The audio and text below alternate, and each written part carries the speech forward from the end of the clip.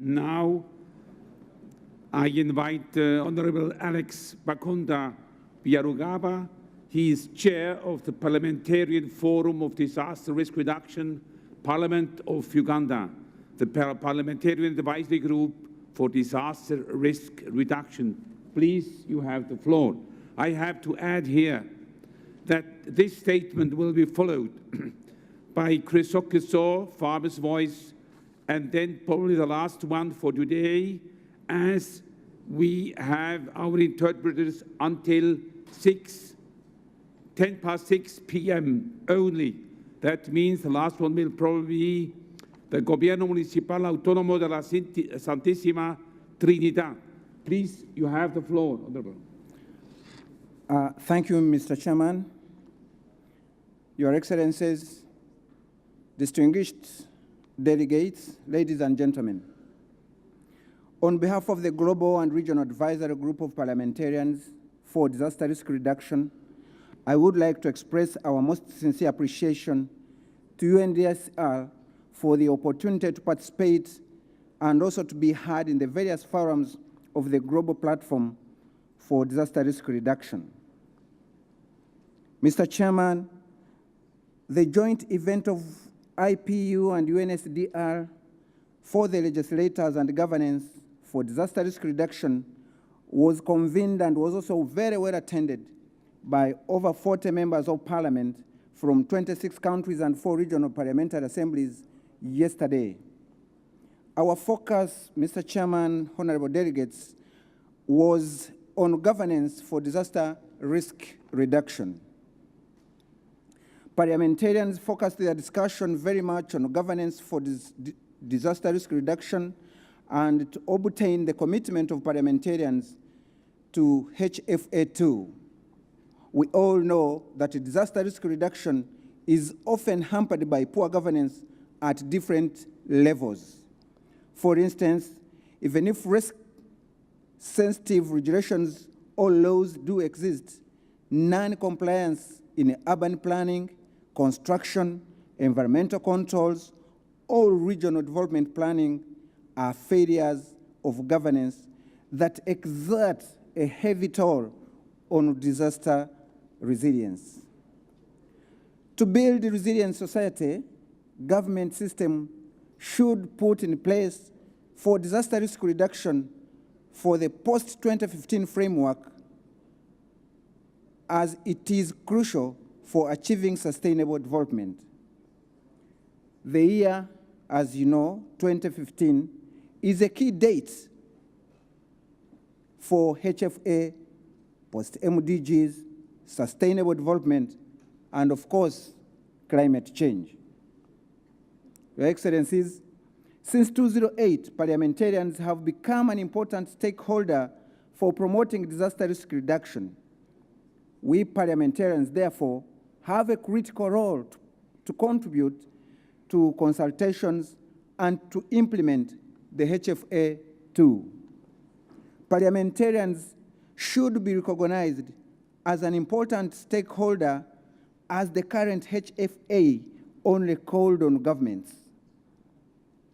To build risk resilience, HFA2 should be a broad-based engagement, hence the need to engage members of parliament. For your information, the world has 45,000 members of parliament. This is a critical mass that needs to be tapped into.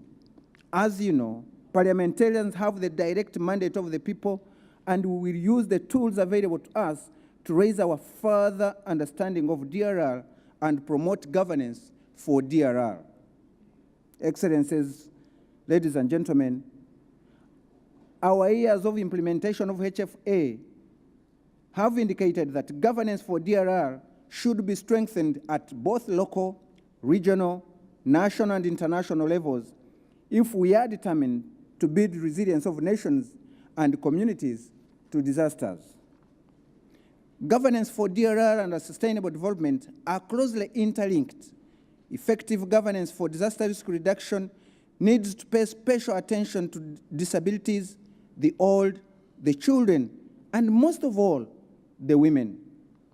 At the same time, the importance of science and technology and developing evidence-based policies must be encouraged, must be recognized, and must be promoted in the post-2015 framework for disaster risk reduction, what we now call HFA2. Governance for disaster risk reduction needs to be part of the political, economic, and administrative governance for development. The success of governance for disaster risk reduction in these areas will build disaster risk resilience, social development, and economic growth in a sound environment. As parliamentarians, we shall exercise our mandated oversight roles, which will ensure effective governance for disaster risk reduction. More importantly, we will take action to review, amend, or introduce laws as necessary in order to enhance and promote risk-sensitive development policies and programs. Governance for disaster risk reduction identified by experts and parliamentarians involved in the consultations includes an institutional framework, legislation and legislative oversight, regulatory frameworks, and decentralization of DRR work. Such a governance system will allow for the coordination, information sharing, capacity building, and resource allocation, and also embrace respect for application of transparency and accountability, inclusion and empowerment in policy and decision-making, as well as programs related to risk reduction and risk-resilient development. We parliamentarians, therefore, will continue to promote governance for disaster risk reduction in the process towards the post-2015 framework for disaster risk reduction among members of parliament at regional, international, and parliamentary assemblies, and of course, forums. And finally, Mr. Chairman, distinguished delegates, let me take this opportunity to call on the stakeholders, especially the executive branch of government, to review institutional frameworks, policies, and regulations to ensure that these elements will create an enabling environment for accelerating the process in building resilience of nations and communities to disasters. I want to take the final opportunity to thank Margareta, I want to thank Feng Min, I want to thank Anne and the entire UNISDR team for the excellent work they have done in trying to ensure that members of parliament are engaged and involved in this whole process.